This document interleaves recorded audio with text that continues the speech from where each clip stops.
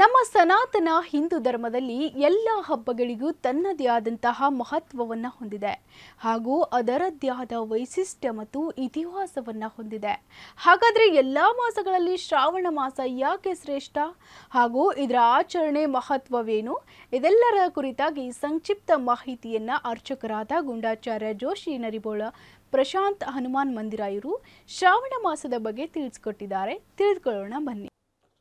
ನಾನು ಗುಂಡಾಚಾರ್ಯ ಬಿ ಜೋಶಿ ನರಿಬೋಳ್, ಅರ್ಚಕರು ಶ್ರೀ ಪ್ರಶಾಂತ ಹನುಮಾನ ಮಂದಿರ, ಪ್ರಶಾಂತನಗರ, ಕಲಬುರಗಿ. ಶ್ರೀ ಗುರುಭ್ಯೋ ನಮಃ, ಪರಮಗುರುಭ್ಯೋ ನಮಃ, ಶ್ರೀಮದಾನಂದತೀರ್ಥ ಭಗವತ್ಪಾದಾಚಾರ್ಯ ಗುರುಭ್ಯೋ ನಮಃ. ಬುದ್ಧಿರ್ಬಲಂ ಯಶೋಧೈರ್ಯಂ ನಿರ್ಭಯತ್ವಮರೋಗತಃ ಅಜಾಡ್ಯಂ ವಾಕ್ಪಟುತ್ವಂಚ ಹನುಮಸ್ಮರಣಾ ಭವೇತ್. ಸನಾತನ ಧರ್ಮದಲ್ಲಿ ಎಲ್ಲ ಮಾಸಗಳಿಗೂ ಕೂಡ ತನ್ನದೇ ಆಗಿರತಕ್ಕಂಥ ಮಹತ್ವ ಅಂತಕ್ಕಂಥದ್ದಿದೆ. ನಮ್ಮ ಸನಾತನ ಧರ್ಮದಲ್ಲಿ ನಮಗೆ 12 ತಿಂಗಳುಗಳು, 12 ಮಾಸಗಳಿವೆ. ವಿಶೇಷವಾಗಿ ಒಂದು ವರ್ಷ ಪ್ರಾರಂಭ ಆಯಿತು ಅಂದರೆ ಚೈತ್ರ ಮಾಸದಿಂದ ಪ್ರಾರಂಭ ಆಗುತ್ತೆ. ಚೈತ್ರ, ವೈಶಾಖ, ಜ್ಯೇಷ್ಠ, ಆಷಾಢ ಈ ರೀತಿಯಾಗಿ 12 ತಿಂಗಳುಗಳಿಗೆ ಒಂದೊಂದು ಹೆಸರುಗಳಿವೆ. ಆ 12 ಮಾಸಗಳು ನಮ್ಮ ಸನಾತನ ಧರ್ಮದಲ್ಲಿ ಇರತಕ್ಕಂಥ ಹೆಸರುಗಳು. ಯಾಕೆ ಈ ಹೆಸರುಗಳು ಬಂದವು ಅಂತಕ್ಕಂಥದ್ದನ್ನು ನೋಡೋದಾದರೆ, ಮೊಟ್ಟ ಮೊದಲನೇದಾಗಿ ನಮ್ಮ ಸನಾತನ ಧರ್ಮದಲ್ಲಿ ಪ್ರಾರಂಭವಾಗ್ತಕ್ಕಂಥ ಮಾಸ ನೂತನ ವರ್ಷ ಅಂತ ಕರಿತೇವೆ ನಾವು. ಚೈತ್ರ ಮಾಸ ಅಂದರೆ ಯುಗಾದಿಯಿಂದ ಪ್ರಾರಂಭವಾಗತಕ್ಕಂಥದ್ದು ಚೈತ್ರ ಮಾಸ. ಫಾಲ್ಗುಣ ಮಾಸ ಏನಿದೆ ಅದು ಕೊನೆಯ ಮಾಸ. ಅದು ಹೋಳಿಯ ಹುಣ್ಣಿಮೆ ನಂತರದಲ್ಲಿ ಆ ಮಾಸ ಮುಕ್ತಾಯವಾಗ್ತಾ ಅಲ್ಲಿಗೆ ವರ್ಷ ಮುಗೀತು. ಮತ್ತೆ ಚೈತ್ರ ಮಾಸದಿಂದ ಹೊಸ ನೂತನ ವರ್ಷ ಪ್ರಾರಂಭ ಆಗುತ್ತೆ. ಯಾಕೆ ಈ ಮಾಸಗಳಿಗೆ ಹೆಸರು ಬರ್ತದೆ ಅಂತಕ್ಕಂಥದ್ದನ್ನು ಮೊದಲು ತಿಳ್ಕೊಳ್ಳೋಣ. ನಮ್ಮ ಸನಾತನ ಧರ್ಮದಲ್ಲಿ ಯಾವ ಹುಣ್ಣಿಮೆ ದಿವಸ ಯಾವ ನಕ್ಷತ್ರ ಇರ್ತದೆಯೋ ಆ ನಕ್ಷತ್ರ ಇರುವಂಥದ್ದೇ ಆ ಮಾಸವಾಗಿ ಹೆಸರು ಬರ್ತದೆ. ನಮ್ಮ ಧರ್ಮದಲ್ಲಿ 5ಕ್ಕೆ ಬಹಳ ಮಹತ್ವ ಇದೆ. ತಿಥಿ, ನಕ್ಷತ್ರ, ವಾರ, ಯೋಗ, ಕರಣ ಇವುಗಳನ್ನು ಪಂಚಾಂಗ ಅಂತ ಕರೀತಾರೆ. ಪಂಚ ಅಂಗಗಳು ಅಂತಕ್ಕಂಥದ್ದು. ಇದರ ಮೇಲೆ ಎಲ್ಲ ಭವಿಷ್ಯ ಅಂತಕ್ಕಂಥದ್ದು ಹೇಳಲಿಕ್ಕೆ ಅನುಕೂಲವಾಗ್ತದೆ ಅನ್ನುವಂಥದ್ದಿದೆ. ಈ ಪಂಚಾಂಗದಲ್ಲಿ ಒಂದೊಂದು ದಿವಸವೂ ಕೂಡ ಒಂದೊಂದು ತಿಥಿ ಇರ್ತದೆ, ನಕ್ಷತ್ರ ಇರ್ತದೆ, ವಾರ ಇರ್ತದೆ, ಯೋಗ ಇರ್ತದೆ ಮತ್ತು ಕರಣ ಇರ್ತದೆ. ಅದೇ ರೀತಿಯಾಗಿ ಪ್ರತಿ ಹುಣ್ಣಿಮೆ ಬಂದಾಗ ಒಂದು ನಕ್ಷತ್ರ ಇರ್ತದೆ. ಆ ನಕ್ಷತ್ರವೇ ಆ ಮಾಸವಾಗ್ತದೆ. ಈಗ ಚಿತ್ತಾ ನಕ್ಷತ್ರ ಇತ್ತು ಅಂದರೆ ಅದಕ್ಕೆ ಚೈತ್ರ ಮಾಸ ಅಂಥೇಳಿ ಹೆಸರು ಬರ್ತದೆ. ವಿಶಾಖ ನಕ್ಷತ್ರ ಇದ್ದರೆ ಅದಕ್ಕೆ ವೈಶಾಖ ಮಾಸ ಅಂತ ಬರ್ತದೆ. ಜ್ಯೇಷ್ಠ ನಕ್ಷತ್ರ ಇದ್ದರೆ ಜ್ಯೇಷ್ಠ ಮಾಸ ಬರ್ತದೆ. ಈ ರೀತಿಯಾಗಿ ಎಲ್ಲ ಮಾಸಗಳಿಗೂ ಕೂಡ ಹುಣ್ಣಿಮೆ ದಿವಸ ಇರತಕ್ಕಂಥ ನಕ್ಷತ್ರದ ಹೆಸರಿನಿಂದ ಪ್ರತಿಪಾದನೆ ಆಗ್ತದೆ. ಈ ಶ್ರಾವಣ ಮಾಸ ಅಂತಂದರೆ ಯಾವ ಹುಣ್ಣಿಮೆ ದಿವಸ ಶ್ರವಣ ನಕ್ಷತ್ರ ಇರ್ತದೆಯೋ ಆ ಮಾಸಕ್ಕೆ ಶ್ರಾವಣ ಮಾಸ ಅಂತ ಕರೀತಾರೆ. ಈ ಶ್ರಾವಣ ಮಾಸಕ್ಕೆ ನಮ್ಮ ಧರ್ಮದಲ್ಲಿ ಬಹಳ ಮಹತ್ವ ಇದೆ. ನಮ್ಮ ಎಲ್ಲ ತಿಂಗಳುಗಳಲ್ಲಿ ಹಬ್ಬ ಹರಿದಿನಗಳು ಬರ್ತವೆ. ಆ ಹಬ್ಬ ಹರಿದಿನಗಳು ಬಂದಾಗ ಒಂದು ದಿವಸ ಆಚರಣೆ ಮಾಡ್ತಾರೆ, ಬಹಳ ಸಂಭ್ರಮದಿಂದ ಹಬ್ಬಗಳನ್ನು ಆಚರಣೆ ಮಾಡ್ತಾರೆ. ಈ ಶ್ರಾವಣ ಮಾಸ ಹಾಗಲ್ಲ. ಈ ಶ್ರಾವಣ ಮಾಸ ಬಂತು ಅಂತಂದರೆ ಇಡೀ ಒಂದು ತಿಂಗಳವರೆಗೂ ಕೂಡ ಎಲ್ಲ ಕಡೆಯಲ್ಲೂ ಸಂಭ್ರಮಾಚರಣೆ ಇರ್ತದೆ. ಎಲ್ಲ ಕಡೆಯಲ್ಲೂ ಕೂಡ ವಿಶೇಷವಾಗಿ ಸಂಭ್ರಮದಿಂದ ಭಜನೆಯನ್ನು ಮಾಡ್ತಾರೆ. ದೇವಸ್ಥಾನಕ್ಕೆ ಹೋಗೋದಾಗಲಿ, ಮನೆಯನ್ನು ಶುದ್ಧಿಗೊಳಿಸೋದಾಗಲಿ, ಶ್ರಾವಣ ಬಂತು ಅಂದರೆ ಪೂರ್ವದಲ್ಲಿಯೇ ಮನೆಯನ್ನು ಶುದ್ಧಿಗೊಳಿಸ್ತಕ್ಕಂಥವ್ರು ಮಾಡ್ತಾರೆ. ಎಲ್ಲ ಬಟ್ಟೆ ಬರಿಗಳನ್ನು ಒಗೆದು ಹಾಕ್ತಾರೆ. ಎಲ್ಲ ಮನೆಯಲ್ಲಿರ್ತಕ್ಕಂಥ ಪಾತ್ರೆಗಳನ್ನು ತೊಳಿತಾರೆ. ಯಾಕೆಂದರೆ ಪವಿತ್ರ ಮಾಸ ಶ್ರಾವಣ ಮಾಸ ಬರ್ತಾ ಇದೆ ಅಂತಕ್ಕಂಥ ಸಂಭ್ರಮ. ಎಲ್ಲ ತೊಳೆದು ಎಲ್ಲ ಶುದ್ಧಿಯನ್ನುಗೊಳಿಸಿ ಆ ಮಾಸ ಶ್ರಾವಣ ಮಾಸವನ್ನು ಬರಮಾಡಿಕೊಳ್ತಾರೆ. ಶ್ರಾವಣ ಮಾಸ ಬಂತು ಅಂದರೆ ಮನೆಯಲ್ಲಿ ಎಲ್ಲವೂ ಕೂಡ ಶುದ್ಧವಾಗಿರ್ತದೆ. ಎಲ್ಲರ ಮನೆಯಲ್ಲೂ ಕೂಡ ಶುದ್ಧವಾಗಿ ಆಚರಣೆಯನ್ನು ಮಾಡ್ತಾರೆ. ಯಾಕ್ರಿ ಇಷ್ಟು ಶ್ರಾವಣ ಮಾಸಕ್ಕೆ ಮಹತ್ವ ಇದೆ? ಯಾಕೆ ಇಷ್ಟು ಶುದ್ಧತೆಯನ್ನು ಮಾಡಿಕೊಂಡು ಎಲ್ಲರೂ ಕೂಡ ಭಕ್ತಿ ಪರವಶರಾಗಿರ್ತಾರೆ ಅಂತ ಒಂದು ಪ್ರಶ್ನೆ ಬರ್ತದೆ. ಈ ಶ್ರಾವಣ ಮಾಸ ಹೇಳುವ ಹಾಗೆಯೇ ಕೇವಲ ಈ ಶ್ರವಣ ಮಾತ್ರ, ಭಗವಂತನ ಶ್ರವಣವನ್ನು ಮಾಡಲಿಕ್ಕೆ, ಭಗವಂತನ ಭಕ್ತಿಯನ್ನು ಮಾಡಲಿಕ್ಕೋಸ್ಕರವಾಗಿ ಈ ಮಾಸ ಪ್ರಶಸ್ತವಾಗಿರ್ತಕ್ಕಂಥದ್ದಿದೆ. ಯಾಕೆ ಅಂದರೆ ಈ ಮಾಸಕ್ಕೆ ನಿಯಾಮಕರು ಅಂತಂದರೆ ಆ ರುದ್ರದೇವರಿದ್ದಾರೆ. ಧನ್ಯ ಶ್ರೀಧರ ಅಂತ ಕರೀತಾರೆ. ರುದ್ರದೇವರು ಈ ಮಾಸದಲ್ಲಿ ನಾವು ಮಾಡುವಂಥ ಎಲ್ಲ ಭಕ್ತಿ ಕಾರ್ಯಕ್ರಮಗಳಿಗೆ, ಭಕ್ತಿ ಪರವಶವಾಗಿರ್ತಕ್ಕಂಥ ಕಾರ್ಯಕ್ರಮಗಳಿಗೆ ವಿಶೇಷ ಅನುಗ್ರಹ ಮಾಡಲಿಕ್ಕೋಸ್ಕರವಾಗಿ ಆ ಈಶ್ವರ ರುದ್ರದೇವರು ವಿಶೇಷ ಅನುಗ್ರಹ ಮಾಡ್ತಾ ಇದ್ದಾರೆ.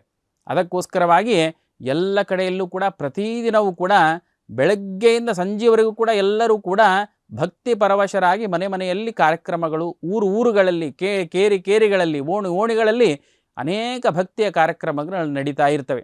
ಇವತ್ತು ತಾವು ನೋಡಬಹುದು, ಪ್ರತಿಯೊಂದು ಹಳ್ಳಿಗಳಲ್ಲಿ ಹೋಗಿ ನೋಡ್ರಿ, ಪ್ರತಿಯೊಂದು ಗುಡಿ ದೇವಸ್ಥಾನಗಳಲ್ಲಿ ಹೋಗಿ ನೋಡ್ರಿ, ಪ್ರತಿಯೊಂದು ಮನೆಗಳಲ್ಲಿ ಹೋಗಿ ನೋಡ್ರಿ, ಎಲ್ಲರ ಮನೆಯಲ್ಲೂ ಕೂಡ ಸಂಭ್ರಮಾಚರಣೆ, ಎಲ್ಲ ಗುಡಿಗಳಲ್ಲಿ ಸಂಭ್ರಮಾಚರಣೆ, ಎಲ್ಲ ಊರುಗಳಲ್ಲಿ ಸಂಭ್ರಮಾಚರಣೆ ಇರ್ತದೆ.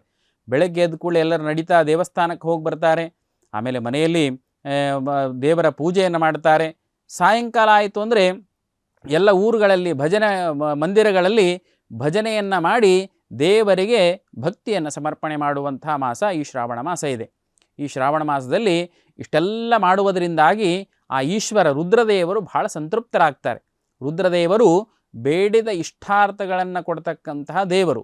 ನಾವೇನು ಪ್ರಾರ್ಥನೆಯನ್ನು ಮಾಡಿ ರುದ್ರದೇವರ ಸನ್ನಿಧಾನದಲ್ಲಿ ರುದ್ರದೇವರಲ್ಲಿ ಪ್ರಾರ್ಥನೆಯನ್ನು ಮಾಡಿಕೊಳ್ತೇವೆ, ರುದ್ರದೇವರು ಅತಿ ಶೀಘ್ರದಲ್ಲಿ ಫಲ ಕೊಡತಕ್ಕಂಥ ದೇವತೆ. ಯಾಕಂದರೆ ನಾವೇನೇ ಪ್ರಾರ್ಥನೆ ಮಾಡಿದರೂ ಕೂಡ ಅದಕ್ಕೆ ಮನ್ನಿಸಿ ವಿಶೇಷ ಅನುಗ್ರಹ ಮಾಡತಕ್ಕಂಥ ಸಾಮರ್ಥ್ಯ, ವಿಶೇಷ ಅನುಗ್ರಹ ಮಾಡುವುದಕ್ಕಾಗಿಯೇ ರುದ್ರದೇವರು ಇದ್ದಾರೆ ಅಂತಕ್ಕಂಥದ್ದನ್ನು ತಿಳಿದುಕೊಳ್ತಕ್ಕಂಥವರಾಗಬೇಕು. ಅದಕ್ಕೆ ಈ ಶ್ರಾವಣ ಮಾಸ ರುದ್ರದೇವರಿಗೆ ಅತ್ಯಂತ ಪ್ರಿಯವಾದ ಮಾಸ ಆಗಿರುವುದರಿಂದಾಗಿ ಈ ಮಾಸದಲ್ಲಿ ಅನೇಕ ಆಚರಣೆಗಳು ಅಂತಕ್ಕಂಥದ್ದು ಬರ್ತವೆ. ಈ ಶ್ರಾವಣ ಮಾಸ ಅಂತಂದರೆ ಪ್ರಾರಂಭ ಆಯಿತು ಅಂದರೆ ಕೊನೆಯವರೆಗೂ ಕೂಡ ಅನೇಕ ಹಬ್ಬಗಳು ಬರ್ತಾ ಇರ್ತವೆ. ಮೊಟ್ಟ ಮೊದಲನೇದಾಗಿ ಶ್ರಾವಣ ಮಾಸ ಪ್ರಾರಂಭವಾದ ಮೇಲೆ ಒಂದು ದಿವಸಿ ಗೌರಿ ಪೂಜೆ ಅಂತಕ್ಕಂಥದ್ದು ಅಮಾವಾಸ್ಯೆಯಿಂದ ಪ್ರಾರಂಭ ಆಗ್ತದೆ. ಅದಾದ ಮೇಲೆ ನಾಗ ಚತುರ್ಥಿ ಮತ್ತು ನಾಗಪಂಚಮಿ ಅಂತಕ್ಕಂಥ ಹಬ್ಬಗಳು ಬರ್ತವೆ. ಎಲ್ಲ ವಿವಾಹ ಮಾಡಿ ಕೊಟ್ಟು ಕಳಿಸಿರ್ತಕ್ಕಂಥ ಎಲ್ಲ ಹೆಣ್ಣು ಮಕ್ಕಳಿಗೆ ತವರು ಮನೆಗೆ ಬರುವಂಥ ಸಂಭ್ರಮ. ಅಣ್ಣ ತಂಗಿಯರು, ಅಕ್ಕ ತಮ್ಮಂದಿರು ಎಲ್ಲರೂ ಕೂಡಿಕೊಂಡು ಆ ನಾಗ ಚತುರ್ಥಿಯನ್ನು, ನಾಗರ ಪಂಚಮಿ ಹಬ್ಬವನ್ನು ಆಚರಣೆಯನ್ನು ಮಾಡ್ತಾರೆ. ಊರಿನಲ್ಲಿ ಎಲ್ಲರೂ ಕೂಡಿಕೊಂಡು ಎಲ್ಲರೂ ಕೂಡ ಒಗ್ಗಟ್ಟಾಗಿ ಆಚರಣೆ ಮಾಡುವಂಥ ಹಬ್ಬ ಇದು. ಎಲ್ಲರೂ ಸುಮಂಗಲಿ ಸ್ತ್ರೀಯರಾಗಿರ್ಬೋದು, ಚಿಕ್ಕ ಮಕ್ಕಳಾಗಿರ್ಬೋದು, ಎಲ್ಲರೂ ಕೂಡ ನಾಗ ದೇವತೆಗೆ ಹೋಗಿ ಹಾಲನ್ನು ಎರಿತಕ್ಕಂಥದ್ದು, ಅಲ್ಲಿಂದ ಮೃತ್ತಿಕೆಯನ್ನು ತೆಗೆದುಕೊಂಡು ಬಂದು ಮನೆಗೆ ಆ ನಾಗಪ್ಪನನ್ನು ಇಳಿಸ್ತಕ್ಕಂಥದ್ದು. ಇದರಿಂದ ಅವರ ಮನೆಯಲ್ಲಿರ್ತಕ್ಕಂತಹ ಅಂದರೆ ಗಂಡಸು ಮಕ್ಕಳಿಗೆ ವಿಶೇಷ ಆಯುರಾರೋಗ್ಯ ಬರಲಿ ಅಂತಕ್ಕಂಥ ಉದ್ದೇಶ.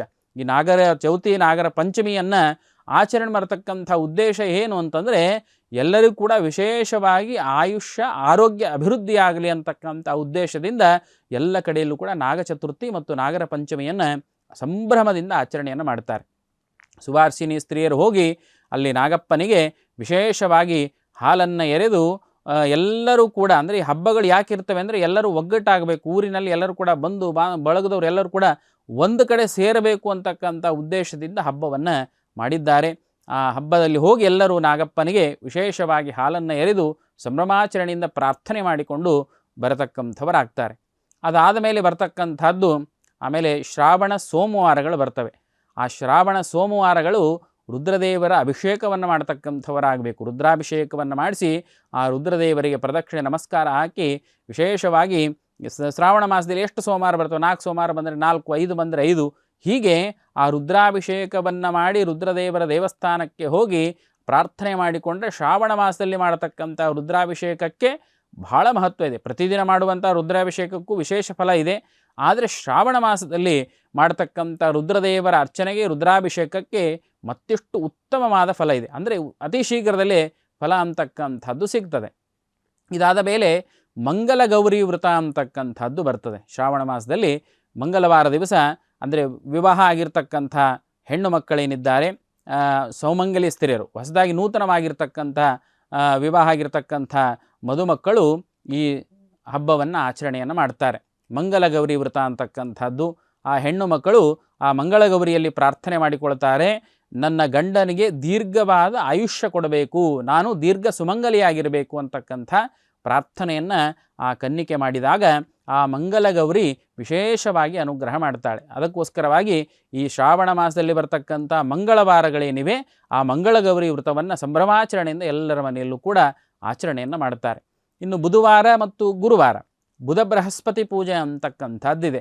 ಆ ಬುಧ ಬೃಹಸ್ಪತಿ ಪೂಜೆ, ಬುಧವಾರ ದಿವಸ ಬುಧನ ಪೂಜೆ, ಬೃಹಸ್ಪತಿ ದಿವಸ ಬೃಹಸ್ಪತಿ ಪೂಜೆ, ಬುಧ ಬೃಹಸ್ಪತಿಗಳ ಪೂಜೆ ಅಂತಕ್ಕಂಥದ್ದಿದೆ. ಈ ಬುಧ ಬೃಹಸ್ಪತಿಗಳ ಪೂಜೆಯನ್ನು ಮಾಡುವುದರಿಂದಾಗಿ ಮನೆಯಲ್ಲಿ ಯಾರು ಅಂದರೆ ಅಡಿಗೆ ಮನೆಯಲ್ಲಿ ವಿಶೇಷವಾಗಿ ಬುಧ ಬೃಹಸ್ಪತಿಯನ್ನು ಫೋಟೋಗಳನ್ನು ಇಟ್ಟು ಅಥವಾ ಚಿತ್ರಗಳನ್ನು ಬರೆದು ಆ ಪೂಜೆಯನ್ನು ಬುಧ ಬೃಹಸ್ಪತಿಯ ಪೂಜೆಯನ್ನು ಮಾಡ್ತಾರೆಯೋ ಅವರ ಮನೆಯಲ್ಲಿ ಅನ್ನದ ಕೊರತೆ ಇರತಕ್ಕಂಥದ್ದಿರುವುದಿಲ್ಲ ಅಂತಕ್ಕಂಥದ್ದನ್ನು ತಿಳಿಸ್ತಾರೆ. ಇನ್ನು ಅವರ ಒಂದೇನು ಖಜಾನೆ ಅಂತಕ್ಕಂಥದ್ದೇನೆ ಹಣ ವ್ಯವಹಾರ ಮಾಡುವಂತಹ ಏನು ಅಲ್ಮಾರಿ ಅಂತಕ್ಕಂಥದ್ದೇನಿರ್ತದೆ ಅಲ್ಲಿ ಆ ಬುಧ ಬೃಹಸ್ಪತಿಯ ಚಿತ್ರಗಳನ್ನು ಇಳಿಸಿ ಆ ಬುಧ ಬೃಹಸ್ಪತಿಯ ಪೂಜೆಯನ್ನು ಮಾಡಿದರೆ ಅವರಿಗೆ ವಿಶೇಷವಾಗಿ ಧನಧಾನ್ಯ ಸಮೃದ್ಧಿಯಾಗಿ ಸಿಗ್ತದೆ ಮತ್ತು ಧನಧಾನ್ಯದ ಕೊರತೆ ಅಂತಕ್ಕಂಥದ್ದು ಇರುವುದಿಲ್ಲ ಅನ್ನುವಂಥದ್ದನ್ನು ಈ ಬುಧ ಬೃಹಸ್ಪತಿಯ ಪೂಜೆ ತಿಳಿಸಿಕೊಡ್ತದೆ. ಇದನ್ನು ಕೂಡ ಎಲ್ಲರ ಮನೆಯಲ್ಲಿ ಅನೇಕ ಜನ ಭಕ್ತರ ಮನೆಯಲ್ಲಿ ಮಾಡ್ತಾ ಇರ್ತಾರೆ. ಇನ್ನು ಶುಕ್ರವಾರ ಬಂತು ಅಂತಂದರೆ ಸಾಕು, ಎಲ್ಲರ ಮನೆಯಲ್ಲಿ ಸಡಗರ. ಲಕ್ಷ್ಮೀ ಪೂಜೆ, ಗೌರಿ ಪೂಜೆ ಅಂತಕ್ಕಂಥದ್ದು ಎಲ್ಲ ಕಡೆಯಲ್ಲೂ ಆಚರಣೆಯನ್ನು ಮಾಡ್ತಾರೆ. ಸಂಪತ್ ಶುಕ್ರವಾರ ಪೂಜೆ, ಯಾಕಂದರೆ ಲಕ್ಷ್ಮೀದೇವಿ ಭಗವಂತನಲ್ಲಿ ವಿಶೇಷವಾಗಿ ಭಕ್ತಿಯನ್ನು ಮಾಡುವಂಥವಳು ಮತ್ತು ಸಂಪತ್ತಿಗೆ ಅಭಿಮಾನಿಯಾಗಿರ್ತಕ್ಕಂಥ ದೇವತೆ. ಈ ಲಕ್ಷ್ಮೀದೇವಿ ಜಗನ್ಮಾತೆಯಾಗಿರ್ತಕ್ಕಂಥವಳು. ಈ ಜಗಜ್ಜನನಿಯಾದ ಆ ಲಕ್ಷ್ಮೀದೇವಿ ಗೌರಿ ಪೂಜೆಯನ್ನು ಎಲ್ಲರ ಮನೆಯಲ್ಲೂ ಕೂಡ ವಿಶೇಷವಾಗಿ ಪ್ರತಿ ಶುಕ್ರವಾರ ಅಂದರೆ ಶ್ರಾವಣ ಮಾಸದ ಶುಕ್ರವಾರ ದಿವಸ ಎಲ್ಲ ನಾನಾ ವಿಧವಾಗಿರ್ತಕ್ಕಂಥ ಫಲಗಳನ್ನು ತೆಗೆದುಕೊಂಡು ಬರ್ತಾರೆ, ನಾನಾ ಬಗೆಯಾಗಿರ್ತಕ್ಕಂಥ ಹೂಗಳನ್ನು ತೆಗೆದುಕೊಂಡು ಬರ್ತಾರೆ ಮತ್ತು ಸಂಭ್ರಮದಿಂದ ಲಕ್ಷ್ಮೀದೇವಿಗೆ ಅಲಂಕಾರವನ್ನು ಮಾಡಿ ಆಭರಣಗಳನ್ನು ಸಮರ್ಪಣೆ ಮಾಡಿ ಆ ವಸ್ತ್ರಗಳನ್ನು ಸಮರ್ಪಣೆ ಮಾಡಿ ಲಕ್ಷ್ಮೀದೇವಿಯಲ್ಲಿ ಧೂಪ ದೀಪಾದಿಗಳನ್ನು ಬೆಳಗಿ ನಾನಾ ಬಗೆಯಾಗಿರ್ತಕ್ಕಂಥ ಭಕ್ಷ್ಯಗಳನ್ನು ಮಾಡಿ ಲಕ್ಷ್ಮೀದೇವಿಗೆ ಸಮರ್ಪಣೆಯನ್ನು ಮಾಡ್ತಾರೆ. ಇದರಿಂದ ಲಕ್ಷ್ಮೀ ದೇವಿ ಸಂತೃಪ್ತಳಾಗಿ ನಮ್ಮೆಲ್ಲರಿಗೂ ಕೂಡ ವಿಶೇಷವಾಗಿ ಧನಧಾನ್ಯ ಕೊಡುವುದರ ಜೊತೆಗೆ ಆಯುಷ್ಯವನ್ನು ಆರೋಗ್ಯವನ್ನು ಕೊಡ್ತಕ್ಕಂಥವಳಾಗಿದ್ದಾಳೆ. ಜೊತೆಗೆ ಸಂಪತ್ ಶನಿವಾರ ಪೂಜೆ, ಶನಿವಾರ ಬಂತು ಅಂದರೆ ಸಂಪತ್ ಶನಿವಾರದ ಪೂಜೆ ಹನುಮಂತ ದೇವರ ದೇವಸ್ಥಾನದಲ್ಲಿ ಎಲ್ಲ ಕಡೆಯಲ್ಲೂ ಕೂಡ ಸಂಭ್ರಮದಿಂದ ಪೂಜೆ ನಡೀತಾ ಇರ್ತದೆ. ಹನುಮಾನ ಚಾಲಿಸದೊಂದಿಗೆ ಅಭಿಷೇಕ ಮಾಡ್ತಾರೆ, ಮನ್ಯು ಸೂಕ್ತ ಪಾರಾಯಣ ಆಗ್ತದೆ, ಪವಮಾನ ಹೋಮಗಳು ನಡೀತವೆ. ಇನ್ನು ಹನುಮಂತ ದೇವರ ದೇವಸ್ಥಾನದಲ್ಲಿ ವಿಶೇಷವಾಗಿ ಪೂಜೆಗಳು ಶನಿವಾರಕ್ಕೊಮ್ಮೆ ನಡೀತಾ ಇರ್ತವೆ. ಶ್ರಾವಣ ಶನಿವಾರ ದಿವಸ ಹನುಮಂತ ದೇವರ ದೇವಸ್ಥಾನಕ್ಕೆ ಹೋಗಿ ದರ್ಶನ ಮಾಡಿಕೊಂಡ್ರೆ ಹನುಮಂತ ದೇವರ ಅನುಗ್ರಹವಾಗ್ತದೆ. ಪ್ರತಿ ದಿವಸ ಕೂಡ ಹನುಮಂತ ದೇವರ ದೇವಸ್ಥಾನಕ್ಕೆ ಹೋಗಬೇಕು. ಆದರೆ ವಿಶೇಷವಾಗಿ ಶ್ರಾವಣ ಶನಿವಾರ ಬಂತಂದ್ರೆ ತಪ್ಪಿಸಲೇಬಾರದಂತೆ. ಹನುಮಂತ ದೇವರ ದರ್ಶನಕ್ಕೆ ಹೋಗಬೇಕು, ಹನುಮಂತ ದೇವರ ದರ್ಶನ ಆಶೀರ್ವಾದವನ್ನು ಪಡೆದುಕೊಂಡು ಬರತಕ್ಕಂಥವರಾಗಬೇಕು. ಯಾಕೆ ಅಂದರೆ ಮೊದಲೇ ಹೇಳಿದ್ದೇನೆ, ಈ ಶ್ರಾವಣ ಮಾಸ ಅಂತಂದರೆ ಒಂದೇ ನೀವು ಭಕ್ತಿಯಿಂದ ಒಂದು ಪೂಜೆ ಮಾಡಿದರೆ ಸಾಕು, ಅನಂತ ಪಟ್ಟು ಪುಣ್ಯ ಬರ್ತದೆ. ಶ್ರಾವಣ ಮಾಸದಲ್ಲಿ ಬೇಡಿದ ಇಷ್ಟಾರ್ಥಗಳನ್ನು ಅತಿ ಶೀಘ್ರದಲ್ಲಿ ಕೊಡುವಂತಹ ಮಾಸ ಆಗಿರುವುದರಿಂದಾಗಿ ನೀವೇನು ಭಕ್ತಿಯಿಂದ ಪೂಜೆ ಮಾಡ್ತೀರೋ ಅದಕ್ಕೆ ಅನಂತ ಅನಂತ ಅನಂತ ಪಟ್ಟು ಪುಣ್ಯ ಅಂತಕ್ಕಂಥದ್ದು ಈ ಶ್ರಾವಣ ಮಾಸದಲ್ಲಿ ಬರ್ತಕ್ಕಂಥದ್ದಾಗ್ತದೆ. ಇನ್ನು ರವಿವಾರ ಬಂತು ಅಂತಂದರೆ ಅನೇಕ ಜನ ತಮ್ಮ ತಮ್ಮ ಕುಲದೇವರ ಪೂಜೆಯನ್ನು ಮಾಡ್ತಾರೆ, ಸತ್ಯನಾರಾಯಣ ಸ್ವಾಮಿಯ ಪೂಜೆಯನ್ನು ಮಾಡ್ತಾರೆ, ನಾನಾ ಬಗೆಯ ಇರತಕ್ಕಂಥ ಹೋಮ ಹವನಗಳನ್ನು ಮಾಡುವಂಥವರಾಗ್ತಾ ಇದ್ದಾರೆ. ಈ ಶ್ರಾವಣ ಮಾಸದಲ್ಲಿ ಮತ್ತೆ ವರಮಹಾಲಕ್ಷ್ಮಿ ಅಂತಕ್ಕಂಥ ವೃತ ಅಂತಕ್ಕಂಥದ್ದು ಬರ್ತದೆ. ಯಾವಾಗ ಹುಣ್ಣಿಮೆ ಇರ್ತದೆ, ಹುಣ್ಣಿಮೆಯ ಮೊದಲನೇ ಬರುವಂಥ ಶುಕ್ರವಾರ, ಹುಣ್ಣಿಮೆಗಿಂತ ಪೂರ್ವದಲ್ಲಿ ಬರ್ತಕ್ಕಂತಹ ಶುಕ್ರವಾರ ವರಮಹಾಲಕ್ಷ್ಮಿ ವೃತ ಅಂತಕ್ಕಂಥದ್ದು ಇರ್ತದೆ. ಬೇಡಿದ ವರಗಳನ್ನು ಕೊಡಲಿಕ್ಕೋಸ್ಕರವಾಗಿ ವರಮಹಾಲಕ್ಷ್ಮಿ ವೃತ ಅಂತಕ್ಕಂಥದ್ದು ಸಂಭ್ರಮದಿಂದ ಆಚರಣೆಯನ್ನು ಮಾಡ್ತಾರೆ. ಇದಾದ ಮೇಲೆ ಬರ್ತಕ್ಕಂಥದ್ದು ಹುಣ್ಣಿಮೆ, ನೂಲ ಹುಣ್ಣಿಮೆ ಅಂತಕ್ಕಂಥದ್ದಿದೆ. ಆ ಹುಣ್ಣಿಮೆ ವಿಶೇಷವಾಗಿ ಆ ರಕ್ಷೆಯನ್ನು ಕಟ್ಟಲಿಕ್ಕೋಸ್ಕರವಾಗಿ, ಅಂದರೆ ಅಕ್ಕ ತಂಗಿಯರು ಅಣ್ಣ ತಮ್ಮಂದರಿಗೆ ರಕ್ಷೆಯನ್ನು ಕಟ್ಟಿ ಅವರಿಗೆ ಹರಿಸ್ತಕ್ಕಂಥ ಹಬ್ಬ ನೂಲ ಹುಣ್ಣಿಮೆ ಹಬ್ಬ. ಯಾಕಂದರೆ ರಕ್ಷೆಯನ್ನು ಕಟ್ಟಿ ಅವರಿಗೆ ವಿಶೇಷವಾಗಿ ನಿಮಗೆ ಒಳ್ಳೆಯದಾಗಲಿ, ನಿಮಗೆ ಉತ್ತಮವಾಗಿರ್ತಕ್ಕಂಥ ಉದ್ಯೋಗ ಸಿಗಲಿ, ಉತ್ತಮವಾಗಿರ್ತಕ್ಕಂಥ ಹೆಂಡತಿ ಸಿಗಲಿ, ಮಕ್ಕಳಾಗಲಿ ಅಂತ ಹೇಳಿ ಅಕ್ಕ ತಂಗಿಯರು ಅವರ ಅಣ್ಣ ತಮ್ಮಂದರಿಗೆ ಹರಸಿ ಪ್ರೀತಿಯನ್ನು ತೋರಿಸ್ತಕ್ಕಂಥ ಹಬ್ಬವೇ ಈ ರಕ್ಷಾಬಂಧನ ಅಂತಕ್ಕಂಥದ್ದು ನೂಲ ಹುಣ್ಣಿಮೆ. ಅವತ್ತಿನ ದಿವಸ ನಾನು ಮೊದಲೇ ಹೇಳಿದ್ದೇನೆ, ಶ್ರವಣ ನಕ್ಷತ್ರ ಇರ್ತದೆ. ಆ ಯಾವಾಗ ಶ್ರವಣ ನಕ್ಷತ್ರ ಆ ಹುಣ್ಣಿಮೆ ದಿವಸ ಬರ್ತದೆ ಅದಕ್ಕೆ ಶ್ರಾವಣಿ ಅಂತ ಕರೀತಾರೆ. ಶ್ರಾವಣಿ ಅಂತಂದರೆ ನೂತನವಾಗಿ ಎಲ್ಲರೂ ಕೂಡ ಯಜ್ಞೋಪವೀತ ಧಾರಣೆಯನ್ನು ಮಾಡ್ತಾರೆ. ಎಲ್ಲ ಸಪ್ತ ಋಷಿಗಳ ಪೂಜೆಯನ್ನು ಮಾಡಿ ಋಗ್ವೇದ ದಿವಸ ಯಜ್ಞೋಪವೀತ ಧಾರಣೆ ಮಾಡಿಕೊಳ್ತಾರೆ. ಯಜುರ್ವೇದ ಎಂಬ ಶ್ರಾವಣಿ ಎಂದಿರ್ತದೆ. ಅವತ್ತಿನ ದಿವಸ ಹೋಮ ಹವನಾದಿಗಳನ್ನು ಮಾಡಿ ಎಲ್ಲರೂ ಕೂಡ ಉಪನಯನವಾಗಿರ್ತಕ್ಕಂಥ ಎಲ್ಲರೂ ಕೂಡ ನೂತನ ಯಜ್ಞೋಪವೀತವನ್ನು ಧಾರಣೆ ಮಾಡಿಕೊಳ್ಳತಕ್ಕಂಥವರಾಗ್ತಾರೆ. ನೂತನ ಉಪನಯನವಾದ ಒಟ್ಟುಗಳಿಗೆ ನೂತನ ಉಪಕರ್ಮ ಅಂತಕ್ಕಂಥದ್ದನ್ನು ಈ ಹುಣ್ಣಿಮೆ ದಿವಸ ವಿಶೇಷವಾಗಿ ಮಾಡತಕ್ಕಂಥವರಾಗಿದ್ದಾರೆ. ಇಂತಹ ನೂಲ ಹುಣ್ಣಿಮೆ ತದನಂತರದಲ್ಲಿ ಬರ್ತಕ್ಕಂಥದ್ದು ಶ್ರೀ ರಾಘವೇಂದ್ರ ಸ್ವಾಮಿಗಳವರ ಆರಾಧನಾ ಮಹೋತ್ಸವ. ಹುಣ್ಣಿಮೆಯ ಮರುದಿವಸದಿಂದ ರಾಯರ ಆರಾಧನೆ ಅಂತಕ್ಕಂಥದ್ದು ಪ್ರಾರಂಭವಾಗ್ತದೆ. ಕಲಿಯುಗದ ಕಾಮಧೇನು ಕಲ್ಪವೃಕ್ಷರಾಗಿರ್ತಕ್ಕಂಥವರು ಮಂತ್ರಾಲಯ ಪ್ರಭುಗಳು ಶ್ರೀ ರಾಘವೇಂದ್ರ ಸ್ವಾಮಿಗಳವರು. ಆ ರಾಘವೇಂದ್ರ ಸ್ವಾಮಿಗಳವರ ಆರಾಧನಾ ಮಹೋತ್ಸವ ಕೂಡ ಈ ಶ್ರಾವಣ ಮಾಸದಲ್ಲೇ ಬರತಕ್ಕಂಥದ್ದಾಗಿದೆ. ಆ ಬೇಡಿದ ಇಷ್ಟಾರ್ಥಗಳನ್ನು ಕೊಡ್ತಕ್ಕಂಥವರು ರಾಯರು. ಆ ರಾಯರ ಸೇವೆಯನ್ನು ಮಾಡಿ ಅನೇಕ ಭಕ್ತರು ವಿಶೇಷವಾಗಿ ರಾಯರ ಅನುಗ್ರಹಕ್ಕೆ ಪಾತ್ರರಾಗಿದ್ದಾರೆ. ಆ ಮಂತ್ರಾಲಯಕ್ಕೆ ಹೋಗಿ ಸೇವೆಯನ್ನು ಮಾಡ್ತಾರೆ. ಇಲ್ಲಿರ್ತಕ್ಕಂಥ ಅನೇಕ ಊರುಗಳಲ್ಲಿರ್ತಕ್ಕಂಥ ರಾಯರ ಮಠಕ್ಕೆ ಹೋಗಿ ಸೇವೆಯನ್ನು ಮಾಡ್ತಾರೆ. ಅಂತಹ ಸೇವೆ ಮಾಡಿದ ಭಕ್ತರ ಬೇಡಿದ ಇಷ್ಟಾರ್ಥಗಳನ್ನು ಕೊಡ್ತಕ್ಕಂತಹ ಮಂತ್ರಾಲಯ ಪ್ರಭುಗಳಾಗಿರ್ತಕ್ಕಂಥ ರಾಘವೇಂದ್ರ ಸ್ವಾಮಿಗಳವರ ಆರಾಧನಾ ಮಹೋತ್ಸವ ಇದೇ ಶ್ರಾವಣ ಮಾಸದಲ್ಲಿ ಹುಣ್ಣಿಮೆ ಆದ ನಂತರದಲ್ಲಿ ಬರತಕ್ಕಂಥದ್ದಾಗ್ತದೆ. ಅದಾದ ಮೇಲೆ ಸಂಕಷ್ಟ ಚತುರ್ಥಿ ಅಂತಕ್ಕಂಥದ್ದು ಬರ್ತದೆ. ಆಮೇಲೆ ಶ್ರೀಕೃಷ್ಣ ಜನ್ಮಾಷ್ಟಮಿ ಅಂತಕ್ಕಂಥದ್ದು ಬರ್ತದೆ. ಇದೇ ಶ್ರಾವಣ ಮಾಸದಲ್ಲಿ ಶ್ರೀಕೃಷ್ಣ ಜನ್ಮಾಷ್ಟಮಿ ಅಂತಕ್ಕಂಥದ್ದು ಬರ್ತದೆ. ಶ್ರೀಕೃಷ್ಣ ಪರಮಾತ್ಮ ಅವತಾರ ಮಾಡಿದ್ದಾನೆ. ವಿಶೇಷವಾಗಿ ದೇವಕಿ ಮತ್ತು ವಸುದೇವರ ಗರ್ಭದಲ್ಲಿ ದೇವಕಿಯ ಗರ್ಭದಲ್ಲಿ ಅವತಾರ ಮಾಡಿದ್ದಾನೆ ಶ್ರೀಕೃಷ್ಣ ಪರಮಾತ್ಮ. ವಿಶೇಷವಾಗಿ ಶ್ರಾವಣ ಮಾಸದ ಕೃಷ್ಣ ಪಕ್ಷದ ಅಷ್ಟಮಿಯ ದಿವಸ ರಾತ್ರಿ 12 ಗಂಟೆಗೆ ಜಗನ್ನಿಯಾಮಕನಾಗಿರ್ತಕ್ಕಂಥ ಭಗವಂತ ಕೃಷ್ಣನಾಗಿ ಅವತಾರ ಮಾಡಿ ಬಂದಿರತಕ್ಕಂತಹ ದಿವಸ ಶ್ರೀಕೃಷ್ಣ ಜನ್ಮಾಷ್ಟಮಿ ಅಂತಕ್ಕಂಥದ್ದಿದೆ. ಆ ಶ್ರೀಕೃಷ್ಣ ಜನ್ಮಾಷ್ಟಮಿ ಬಂತು ಅಂದರೆ ಎಲ್ಲರ ಮನೆಯಲ್ಲೂ ಕೂಡ ಕೃಷ್ಣ ಪುಟ್ಟ ಕೃಷ್ಣನ ಮಣ್ಣಿನ ಮೂರ್ತಿಗಳನ್ನು ಮಾಡಿ ವಿಶೇಷವಾಗಿ ಆಚರಣೆಯನ್ನು ಮಾಡ್ತಾರೆ.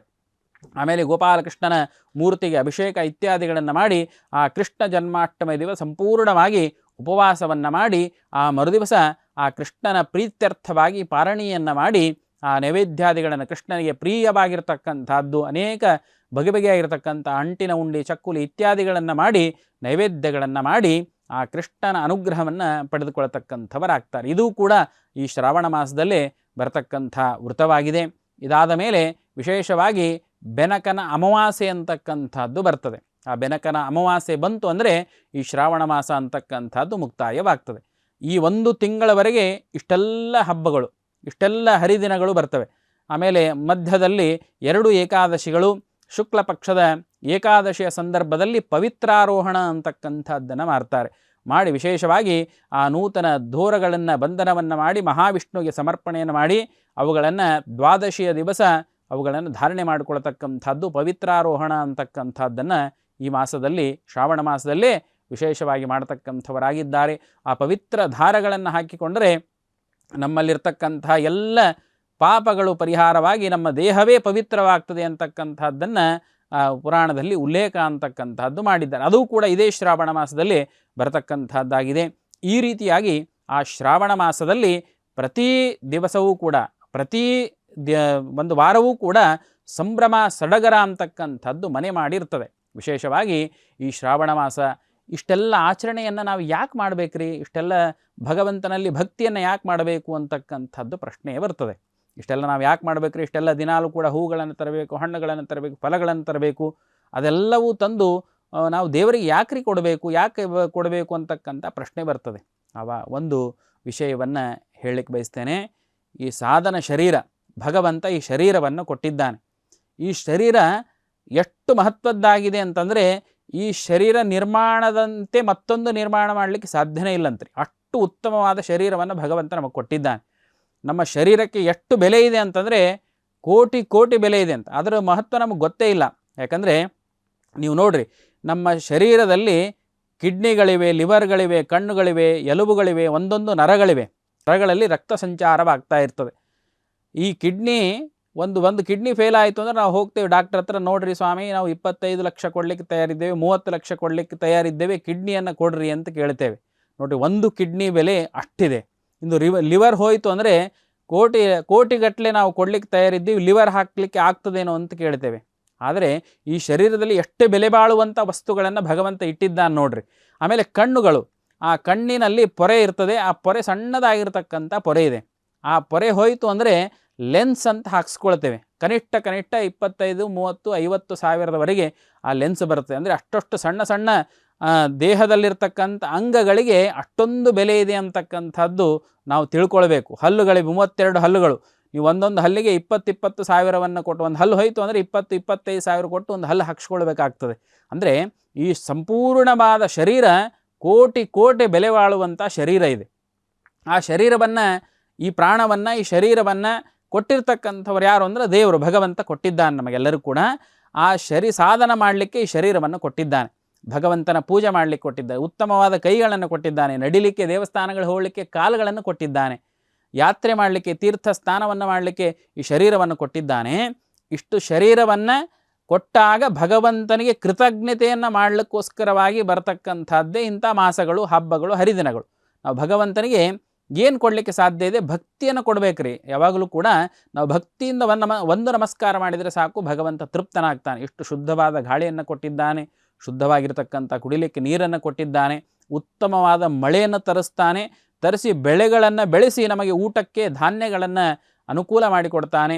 ರೈತರ ಮುಖೇನವಾಗಿ ಆ ಧಾನ್ಯಗಳನ್ನು ಬೆಳಿಲಿಕ್ಕೆ ಭಗವಂತ ಅನುಕೂಲವನ್ನು ಮಾಡಿಕೊಡ್ತಾನೆ. ನಾವು ತಿಂದಿರತಕ್ಕಂಥ ಆಹಾರವನ್ನು ಜೀರ್ಣವನ್ನು ಮಾಡಿ ರಕ್ತ ಮಾಂಸ ಎಲ್ಲವನ್ನು ಆಗುವಂತೆ ಎಲ್ಲವನ್ನು ಭಗವಂತ ಶರೀರದಲ್ಲಿ ಇಟ್ಟಿದ್ದಾನೆ ಅಂತಂದರೆ ಆ ಭಗವಂತನಿಗೆ ಎಷ್ಟು ಕೃತಜ್ಞತೆ ಹೇಳಿದರೂ ಕೂಡ ಕಡಿಮೆಯೇ. ಅದಕ್ಕೋಸ್ಕರವಾಗಿ ಈ ಶ್ರಾವಣ ಮಾಸ ಹಬ್ಬ ಹರಿದಿನ ಬಂದಾಗ ಭಗವಂತನ ಪೂಜೆಯನ್ನು ಮಾಡಿ ಆ ಕೃತಜ್ಞತೆಯನ್ನೇ ಸಲ್ಲಿಸ್ತಕ್ಕಂಥವರಾಗಬೇಕು. ನಮ್ಮ ಎಷ್ಟು ಭಕ್ತಿಗೆ ಅನುಸಾರ ಉಂಟೋ ಅಷ್ಟೇ ಮಾಡಿರಿ ಅಂತ ಹೇಳಿದ್ದಾನೆ ಭಗವಂತ. ಇದನ್ನೇ ತಂದು ಮಾಡಿರಿ, ಅದನ್ನೇ ತಂದು ಮಾಡಿರಿ ಅಂತ ಎಂದೂ ಕೂಡ ಪರಮಾತ್ಮ ಹೇಳಿಲ್ಲ. ಪರಮಾತ್ಮ ಹೇಳಿರ್ತಕ್ಕಂಥದ್ದೇನು ಅಂದರೆ, ನೀವು ಭಕ್ತಿಯಿಂದ ಒಂದು ತುಳಸಿ ಪತ್ರ ಸಮರ್ಪಣೆ ಮಾಡಿ, ಭಕ್ತಿಯಿಂದ ಒಂದು ಪುಷ್ಪವನ್ನು ಸಮರ್ಪಣೆ ಮಾಡಿದರೆ ಸಾಕು, ನಾನು ಸಂತೃಪ್ತನಾಗ್ತೇನೆ. ಅದ್ರ ಹಿಂದೆ ಏನಿರಬೇಕು ಅಂದರೆ ಭಕ್ತಿ ಮಾತ್ರ ಇರಬೇಕು ಅಂತಕ್ಕಂಥದ್ದನ್ನು ಭಗವಂತ ಹೇಳಿದ್ದಾನೆ. ಇಂಥ ಶ್ರಾವಣ ಮಾಸ ಎಲ್ಲ ಕಡೆಯಲ್ಲೂ ಕೂಡ ಸಂಭ್ರಮದಿಂದ ಆಚರಣೆ ಮಾಡುವಂಥ ಮಾಸವಾಗಿದೆ. ಇಂಥ ಶ್ರಾವಣ ಮಾಸದಲ್ಲಿ ನಾವು ಮಾಡುವಂಥ ಭಕ್ತಿಗೆ ಪರಮಾತ್ಮ ಅನುಗ್ರಹ ಮಾಡೇ ಮಾಡ್ತಾನೆ. ಯಾಕೆ ಅಂತಂದರೆ ವಿಶೇಷವಾಗಿ ಭಕ್ತವತ್ಸಲ ಅಂತ ಕರೀತಾರೆ ಭಗವಂತನಿಗೆ. ಆ ಭಕ್ತವತ್ಸಲನಾಗಿರ್ತಕ್ಕಂಥ ಭಗವಂತ ಭಕ್ತರಿಗೆ ಅನುಗ್ರಹವನ್ನು ಮಾಡ್ತಾನೆ. ಇವತ್ತು ಮಾಡಿದ ಸೇವೆ ಅಂದರೆ ನಮ್ಮ ಒಂದು ವಿಚಾರಗಳು ಹೇಗೆ ಅಂದರೆ, ಮುಂಜಾನೆ ಹೋಗಿ ದೇವಸ್ಥಾನಕ್ಕೆ ಹೋಗಿ ನಮಸ್ಕಾರ ಮಾಡಿ ಬಂದ್ವಿ ಅಂದರೆ ಸಂಜೆಗೆ ನಮಗೆ ಫಲ ಸಿಗಬೇಕು ಅಂತ ಅಪೇಕ್ಷೆ ಪಡ್ತೇವೆ. ಹಾಗಲ್ಲ, ನಮ್ಮ ಭಕ್ತಿಯನ್ನು ಪರೀಕ್ಷೆ ಮಾಡ್ತಾನೆ ಪರಮಾತ್ಮ. ಇವನ ಹತ್ರ ಎಷ್ಟು ಭಕ್ತಿ ಇದೆ ಅಂತಕ್ಕಂಥದ್ದನ್ನು ಪರೀಕ್ಷೆ ಮಾಡಿ ಅನುಗ್ರಹವನ್ನು ಮಾಡ್ತಾ ಇದ್ದಾನೆ. ವಿಶೇಷವಾಗಿ ನಾವು ಕೂಡ ಭಕ್ತರು ಏನಂತಂದರೆ, ಭಗವಂತನಲ್ಲಿ ಏನು ಕೇಳಬೇಕು ಅಂದರೆ, ಭಗವಂತನಿಗೆ ಎಲ್ಲ ಗೊತ್ತೇ, ನಾವು ಏನು ಮಾಡ್ತೇವೆ, ನಮ್ಮ ಏನು ಬೇಕಾಗಿದೆ ಎಲ್ಲವೂ ಕೂಡ ಪರಮಾತ್ಮನಿಗೆ ಗೊತ್ತಿರುತ್ತೆ. ಆದರೆ ನಾವು ಕೇಳುವಂಥದ್ದನ್ನು ಕಡಿಮೆ ಮಾಡಿಕೊಳ್ಬೇಕು. ನನಗೆ ಮಕ್ಕಳು ಬೇಕು, ನನಗೆ ಕಾರ್ ಬೇಕು, ಬಂಗ್ಲೆ ಬೇಕು, ನನ್ನ ಮಗ ಫಸ್ಟ್ ಕ್ಲಾಸ್ನಾಗಿ ಪಾಸ್ ಆಗಬೇಕು, ಇದನ್ನೇ ಕೇಳ್ತಾ ಇರ್ತೇವೆ. ಭಗವಂತನಲ್ಲಿ ಕೇಳಬೇಕು ಒಂದೇ ಇಷ್ಟೇ, ನನಗೆ ಜ್ಞಾನ ಭಕ್ತಿ ವೈರಾಗ್ಯವನ್ನು ಕೊಡುವಂತಕ್ಕಂಥದ್ದನ್ನು ಇಷ್ಟೇ ಕೇಳಬೇಕು. ಯಾಕಂದರೆ ಭಗವಂತನಿಗೆ ಎಲ್ಲ ಗೊತ್ತಿದೆ. ನಾವು ಹೋಗ್ತೇವೆ, ಮಗನಿಗೆ ಪಾಸ್ ಆಗಬೇಕು ಅಂತ ಕೇಳ್ತೇವೆ, ಅಷ್ಟೇ ಕೇಳಿದ್ದಾನೆ ಅಂತ ಭಗವಂತ ಅನುಗ್ರಹ ಮಾಡ್ತಾನೆ, ಪಾಸ್ ಮಾಡಿ ಬಿಡ್ತಾನೆ. ಮುಂದೆ ಇಂಜಿನಿಯರ್ ಮಾಡಿಸ್ಬೇಕು, ಡಾಕ್ಟರ್ ಮಾಡಿಸ್ಬೇಕು, ಅದಕ್ಕೊಂದು ಸಮಸ್ಯೆ. ಮತ್ತು ದೇವರಲ್ಲಿ ಹೋಗ್ತೇವೆ, ನಮಗೆ ಮಗನಿಗೆ ಇಂಜಿನಿಯರ್ ಮಾಡಿಸ್ಬೇಕು, ಡಾಕ್ಟರ್ ಮಾಡಿಸ್ಬೇಕು. ಈ ರೀತಿಯಾಗಿರ್ತಕ್ಕಂಥದ್ದು ಬೇಡ. ಭಗವಂತನಿಗೆ ಎಲ್ಲವೂ ಗೊತ್ತಿದೆ. ಭಗವಂತ ನಿನ್ನ ಅನುಗ್ರಹ ಆಗುವಂತೆ ಮಾಡು, ಇಷ್ಟೇ ಪ್ರಾರ್ಥನೆಯನ್ನು ಮಾಡಿಕೊಳ್ಳೋಣ. ಎಲ್ಲರೂ ಕೂಡ ಶ್ರಾವಣ ಮಾಸದಲ್ಲಿ ವಿಶೇಷವಾಗಿ ಭಗವಂತನ ಅನುಗ್ರಹವಾಗಲಿ. ಅದೇ ರೀತಿಯಾಗಿ ಮನೆಯಲ್ಲಿ ಮಾಡುವಂಥ ಪ್ರತಿಯೊಂದು ಪೂಜೆಗೂ ಕೂಡ ಇವತ್ತಿಲ್ಲ ನಾಳೆ ಅದಕ್ಕೆ 100% ಅದಕ್ಕೆ ಫಲ ಅಂತಕ್ಕಂಥದ್ದು ದೊರಕುತ್ತದೆ. ಇವತ್ತು ಮಾಡಿದ ಸೇವೆಗೆ ಇವತ್ತೇ ದೊರಕದೇ ಇದ್ದರೂ ಕೂಡ ಮುಂದೆ ನಾಳೆ ನಾಡಿದ್ದು ಒಂದು ವರ್ಷ ಆದ ಮೇಲೆ ಅದರ ಫಲ ನಾವು ಮಾಡಿದ ಸೇವೆಗೆ ಎಂದೆಂದೂ ಕೂಡ ವ್ಯರ್ಥವಾಗುವುದಿಲ್ಲ. ಆ ಮಾಡಿದ ಸೇವೆಗೆ ಫಲ ಅಂತಕ್ಕಂಥದ್ದು ನಿಶ್ಚಯವಾಗಲೂ ಕೂಡ ಆ ದೇವರು ಕೊಟ್ಟೇ ಕೊಡ್ತಾನೆ ಅಂತಕ್ಕಂಥದ್ದನ್ನು ನಾವು ಮೊದಲು ಆ ಮನನವನ್ನು ಮಾಡಿಕೊಳ್ತಕ್ಕಂಥವರಾಗಬೇಕು. ಇಂತಹ ಆ ಶ್ರಾವಣ ಮಾಸದಲ್ಲಿ ಮಾಡ್ತಾ ಇದ್ದೀರಿ. ಭಕ್ತರೆಲ್ಲರೂ ಕೂಡ ವಿಶೇಷವಾಗಿ ಎಲ್ಲರ ಕಡೆಯಲ್ಲೂ ಕೂಡ ಸಂಭ್ರಮಾಚರಣೆಯನ್ನು ಮಾಡ್ತಾ ಇದ್ದೀರಿ, ಭಕ್ತಿಯಿಂದ ಪೂಜೆಯನ್ನು ಮಾಡ್ತಾ ಇದ್ದೀರಿ, ಮನೆಗಳಲ್ಲಿ ಪೂಜೆ ಮಾಡ್ತಾ ಇದ್ದೀರಿ, ದೇವಸ್ಥಾನಗಳಲ್ಲಿ ಪೂಜೆ ಮಾಡ್ತಾ ಇದ್ದೀರಿ, ಊರುಗಳಲ್ಲಿ ಕೇಡುಗಳಲ್ಲಿ ಪೂಜೆಯನ್ನು ಮಾಡಿ ಕೊನೆಗೆ ಆ ಅನ್ನಸಂತರ್ಪಣೆ ಸೇವೆಯನ್ನು ಮಾಡ್ತೀರಿ. ಇದೆಲ್ಲರೂ ಕೂಡ ಒಂದು ಒಗ್ಗಟ್ಟಿನ ಸಮಾಗಮನದ ಒಂದು ಸಂಕೇತ ಅಂತಕ್ಕಂಥದ್ದನ್ನು ಭಾವಿಸಿ ಎಲ್ಲ ಶ್ರಾವಣ ಮಾಸದಲ್ಲಿ ಆಚರಣೆ ಮಾಡ್ತಕ್ಕಂಥ ಎಲ್ಲ ಹಬ್ಬ ಹರಿದಿನಗಳಲ್ಲಿ ಆಚರಣೆ ಮಾಡ್ತಕ್ಕಂತಹ ಎಲ್ಲರಿಗೂ ಕೂಡ ಭಗವಂತ ವಿಶೇಷವಾಗಿ ಅನುಗ್ರಹ ಮಾಡಲಿ. ಆ ರುದ್ರದೇವರ ಮನೋನಿಯಾಮಕರಾಗಿರ್ತಕ್ಕಂತಹ ಆ ರುದ್ರದೇವರ ವಿಶೇಷ ಅನುಗ್ರಹ ಎಲ್ಲ ಭಕ್ತರ ಮೇಲೆ ಆಗಿ ನಮ್ಮ ದೇಶ ವಿಶೇಷ ಸುಭಿಕ್ಷೆಯಿಂದ ಕೂಡಲಿ. ಎಲ್ಲ ರೈತರಿಗೂ ಕೂಡ ಉತ್ತಮವಾದ ಮಳೆಗಳನ್ನು ಬಂದು ಬೆಳೆಗಳು ಉತ್ತಮವಾಗಿ ಬೆಳೀಲಿ ಮತ್ತು ಎಲ್ಲ ರೈತಾಪಿ ವರ್ಗದವರಿಗೂ ಉತ್ತಮವಾಗಿರ್ತಕ್ಕಂಥ ಅಂದರೆ ನಮ್ಮ ಬೆನ್ನೆಲುಬಾಗಿರ್ತಕ್ಕಂಥವ್ರು ರೈತರು. ಹೀಗಾಗಿ ಆ ರೈತರಿಗೆ ವಿಶೇಷ ಅನುಗ್ರಹ ಪರಮಾತ್ಮ ಮಾಡಲಿ ಮತ್ತು ಎಲ್ಲರಿಗೂ ಕೂಡ ಎಲ್ಲರ ಮನೆಯಲ್ಲಿ ವಿದ್ಯಾರ್ಥಿಗಳಿಗೆ ವಿಶೇಷವಾಗಿ ವಿದ್ಯೆ ದೊರಕಲಿ. ಪೂಜೆ ಮಾಡಿ ಏನು ಮನೋಭಿಷ್ಟವನ್ನು ಇಟ್ಟುಕೊಂಡು ಪೂಜೆ ಮಾಡಿದ್ದೀರಿ ಆ ಮನೋವಾಂಛಿತ ಫಲಗಳೆಲ್ಲರೂ ಕೂಡ ಆ ರುದ್ರದೇವರ ಅಂತರ್ಯಾಮಿಯಾದ ಆ ಸಂಕರ್ಷಣ ಭಗವಂತ ಕೊಡಲಿ ಅಂಥೇಳಿ ಪ್ರಾರ್ಥನೆಯನ್ನು ಮಾಡಿಕೊಳ್ತಾ ಇವತ್ತಿನ ಈ ಕಾರ್ಯಕ್ರಮವನ್ನು ಮುಗಿಸ್ತೇವೆ. ಶ್ರೀಕೃಷ್ಣಾರ್ಪಣಮಸ್ತು.